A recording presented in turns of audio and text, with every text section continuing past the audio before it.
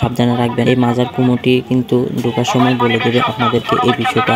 আর এটাই হচ্ছে মাজারের প্রথম গেট বা প্রধান গেট। আর এই গেট দিয়ে আপনাকে 2 থেকে 3 তলা উঁচু বিল্ডিং এর সমান সিঁড়ি বেয়ে উঠতে হবে। উঠলেই এরকম একটি ভিউ দেখতে পারবেন আপনারা। যাই হোক, অবশেষে চলে আসলাম মাজারের ভিতরে। মাজারের ভিতরে ভিডিও করা নিষেধ ছিল, তবুও লুকিয়ে লুকিয়ে যতটুকু পারছি ভিডিও করছি আপনাদেরকে দেখানোর জন্য।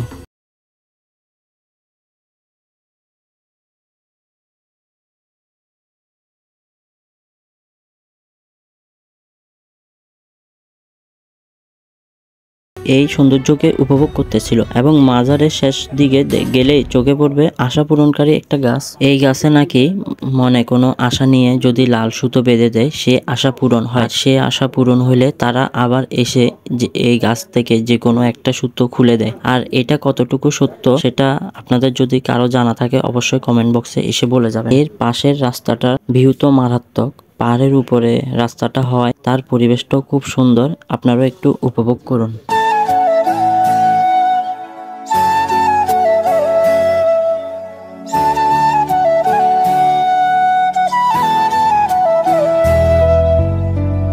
আর এই রাস্তার শেষ